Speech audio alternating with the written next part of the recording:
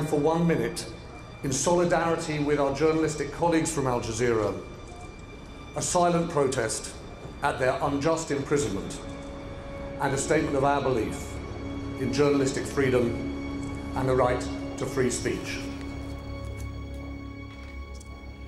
Omroepen over de hele wereld hebben vandaag solidariteit betuigd met de 20 journalisten die gisteren in Egypte zijn veroordeeld, zogezegd voor hand- en spandiensten aan terroristen. Ook hier op onze redactie hielden we een minuut stilte. En een van de gevangen journalisten is de Australiër Peter Gresti, die samen met 2 collega's van Al Jazeera werd veroordeeld. De Australische televisie maakte dit prangende verslag over de dag van de uitspraak gisteren.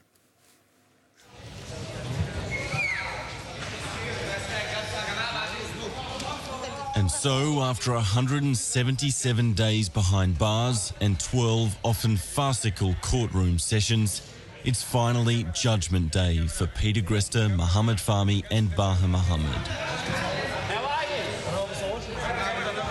They enter the holding cages looking confident, men hoping that on the evidence presented, they must be acquitted. Marwa Mohammed arrives exuding optimism. Mike Gresta is joined by his brother Andrew straight off a plane from Queensland. Despite the massive global attention trained on this courtroom in Cairo, the judge isn't in any rush to arrive. As everyone waits, social media is buzzing internationally. The Twitter hashtag #FreeAJStaff is running hot. Oh, look at these photos. Patrick Kinsley, lots of journos starting to trickle through. Lois and Eurus Gresta are at home in Brisbane watching their Twitter feeds, waiting for the news for which they've worked tirelessly. That's Adele Fahmy, and that's Fahmy's fiancé, I think. I'm feeling very anxious and nervous and on edge, you know. The tension is right up there. Judge Mohammed Shahata finally arrives. The Jazeera 3 huddle together. Abdulazim Ibrahim,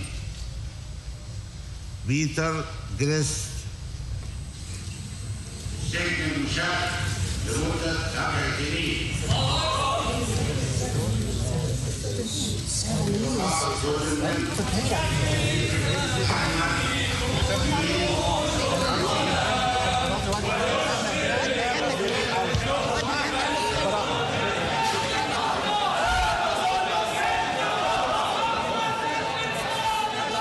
The verdict, 7 years jail for each of them and 3 more for Baha.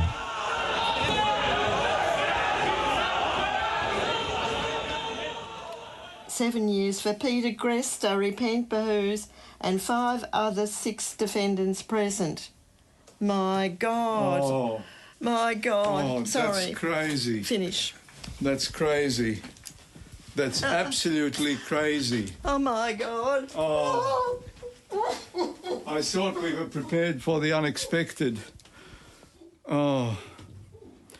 It's absolutely unbelievable. It's unbelievable. It's unbelievable. I've got to take this call. I've got to take this call. What happened? You didn't say. 7 years. Lois and Eurus Gresta had all but convinced themselves this would be Peter's last day in jail. The result is incomprehensible. Oh, that's the fine.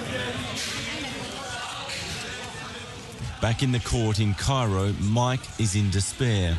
He's almost trampled by photographers reacting to the shocking sentences. Mohammed Fahmy struggles as police try to drag him away.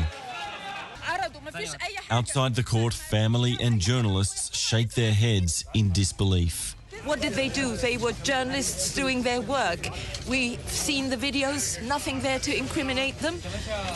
And it's just, you know, they're trying to send a message to other journalists to silence any voices of dissent.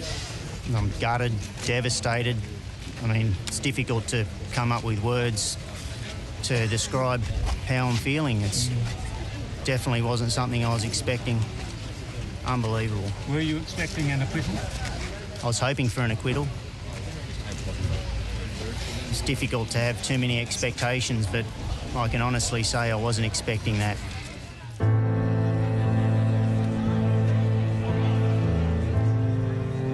Controlling the media and silencing critics has been practiced by every Egyptian government, but the El-Sisi regime has taken repression to a new extreme level. The Al Jazeera verdicts represent a harsh warning to all journalists.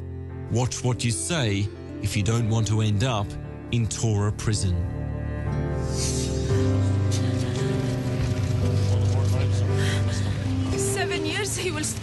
He will keep in the prison 7 years? For what? Can you, one of you, tell me for what? Not only picture, tell me for what? There's no hope in the judicial system. We had hope in the judicial system. Now we know there's no hope.